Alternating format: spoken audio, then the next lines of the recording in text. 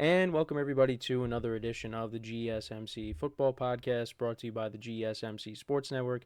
As always, I'm your host, Kenneth, and it's great to have you guys here on this Monday, November 4th. We have a lot to talk about on the show today. Before I get into that, just want to remind you guys, as always, to tip or donate and get your comments recognized. Make sure to hit that super chat button in the chat to help create a super chat of any thought or comment you may have throughout the live broadcast that you want me to acknowledge. It makes the show more lively, more entertaining between myself, the host, and you guys, the viewers. We appreciate your guys' viewership each and every day, so any contribution you can make to the show means the world to us as we put out content for you guys each and every day. And also, the other way to help out the show is by going to the link at the bottom of the show segment on the ticker, GSMCPodcast.net. That is GSMCPodcast.net. So, let's get into what we are going to discuss for today. So we're going to start off the show. We're going to talk about the Lions-Packers game from yesterday in that bad weather. The Lions winning that game 24-14. So we'll get into the specifics of that. In the second part of the show, we'll get into talking about the overtime win for the Rams against the Seahawks. The Rams winning that game 26-20 and getting back to 500. So we'll talk about that. We'll also get into discussing the Bills, talking about their win over the Dolphins. It was a dicey game, and Tyler Bass was the hero at the end. So we'll get into discussing that game as well. We'll also talk about the Falcons-Cowboys game, Cowboys losing that one and dropping to 3-5. We'll talk about what happened in that. And then we will preview tonight's game between the Kansas City Chiefs and the Tampa Bay Buccaneers. That game will be played in Arrowhead, and that will end off Week 9 in the NFL.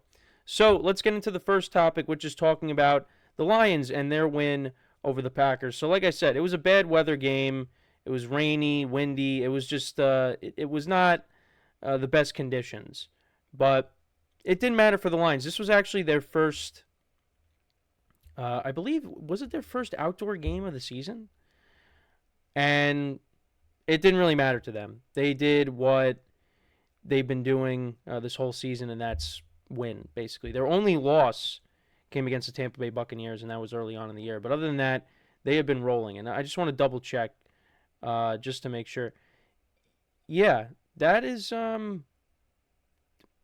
Yeah, that's their first outdoor game of the season, because they were home for the Rams in Week 1, home against the Lions. Then they were at the Cardinals, home against the Seahawks, at the Cowboys, at the Vikings, home against the Titans.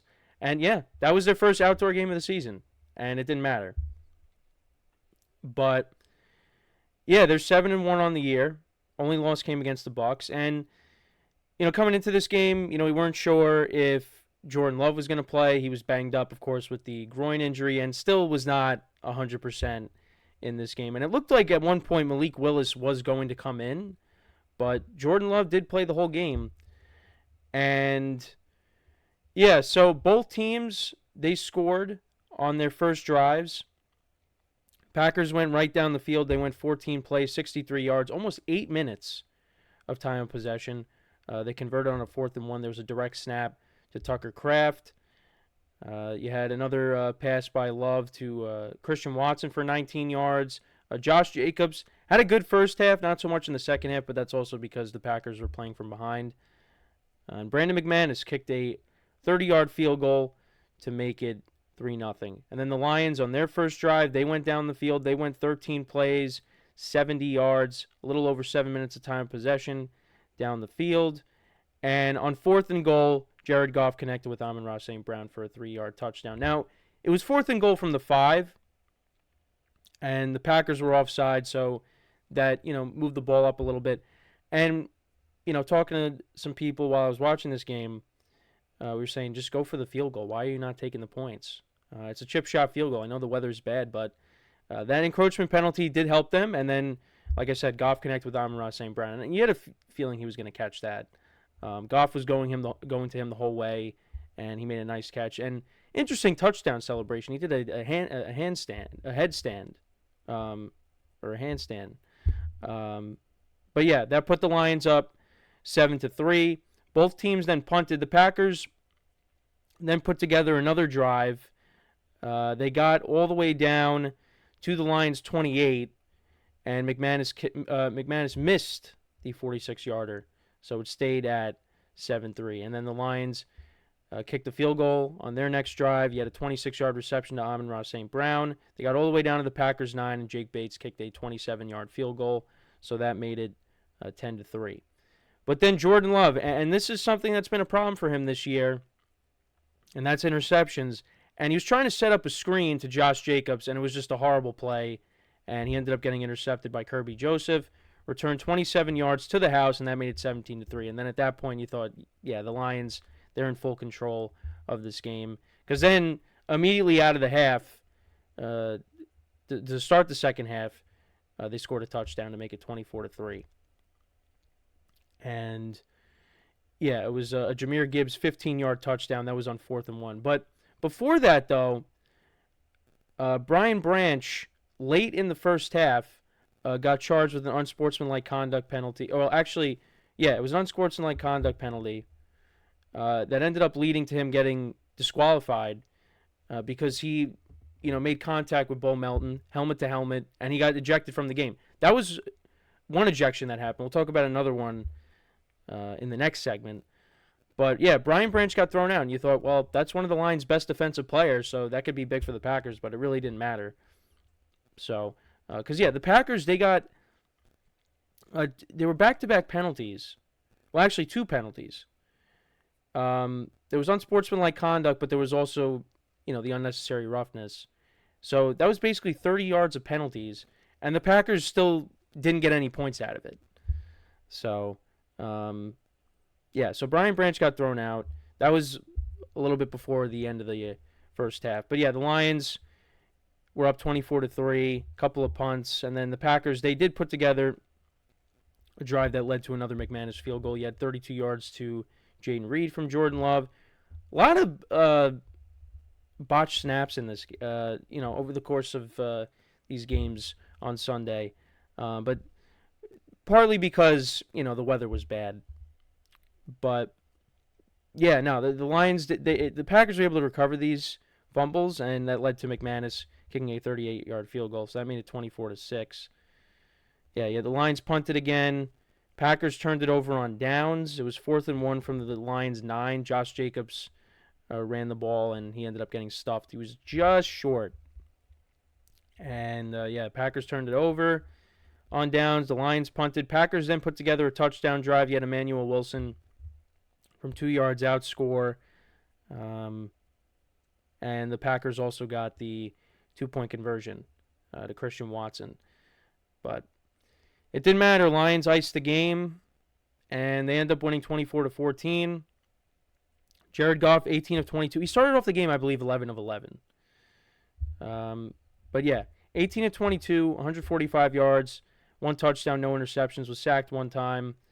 73 yards on the ground by David Montgomery, 65 yards on the ground by Jahmyr Gibbs, and the touchdown. AmonRaSt.Brown had 7 for 56, 7 receptions for 56 yards and a touchdown. Sam Laporta, 2 for 28.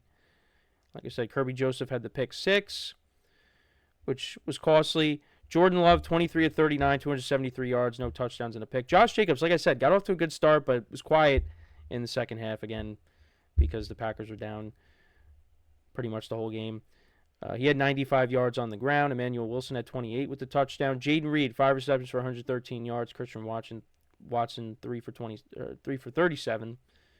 And yeah, the Packers had 1 sack of Jared Goff. The Lions, no sacks of Jordan Love in this game. But listen, they continue to win games, and I'm curious to see if they'll add a pass rusher, because that's something that they definitely need. But they just continue to win. And right now, they are the class of the NFC. And they could beat anybody. They really can. I have this team going to the Super Bowl, and right now, that looks great. I mean, now we got to see what happens when we get to the postseason. But right now, they hold the best record in the NFC. So if you want to get to the Super Bowl, you're going to have to go through Detroit. As of right now. Now, things can change. It could end up going through Washington, the way the Commanders are playing right now. But the Lions right now, they are the class of the NFC. And, look, the Packers are a good team, but there's some things they got to clean up, and also their quarterback is not healthy right now. So Jordan Love, he's got to get healthy. Now, the good thing for the Packers is the bye week comes at a perfect time. So they could rest up and then come back for week 11 and get things going again. But the Lions right now, they're the better team. They are the better team. And, these two teams did split last year. The Lions got the best of them at Lambeau. Packers got the best of them at Ford Field. So, yeah, we'll see what happens when they play later this season on a Thursday night. So, but, yeah, Packers not the Packers. The Lions right now are the class of the NFC. They could beat you in so many different ways. Their offense is one of the best in the league, and once they get Jameson Williams back, they'll that's another playmaker to add. But between the running game and Jared Goff, I mean, this offense can put up points with anybody. And comparing them to the top teams in the AFC, I mean, the Ravens right now, their offense has been unbelievable as well. The defense is still a little bit of a concern. Now, when those two teams played last year, the Ravens got the best of them and they won by a lot. But I think it'd be a little different when they play each other again, because the Ravens' defense is not as good as last year. And then you got the Chiefs. The Chiefs' offense has been struggling, but their defense is still really good. So we'll see how it all unfolds. But those three teams, those are the top three teams in the NFL right now. And we'll get into the power rankings during the week. But that's your top three. In no particular order at the moment, but yeah, it's the Lions, it's the Ravens, and it's the Chiefs. Those are the top three teams. So, but let me know what you guys think about this game between the Lions and the Packers. What were your takeaways from it? Again, the Packers just lost to a better team. I think when we see these two teams play again, maybe the results are a little bit different. But the bye week does come at a very good time for them. So, but anyways, we're going to take our first break. When we come back, we will talk about the overtime game between the Rams and the Seahawks and talk about the Rams getting back to 500. So make sure to stick around, and we'll be right back here on the GSMC Football Podcast.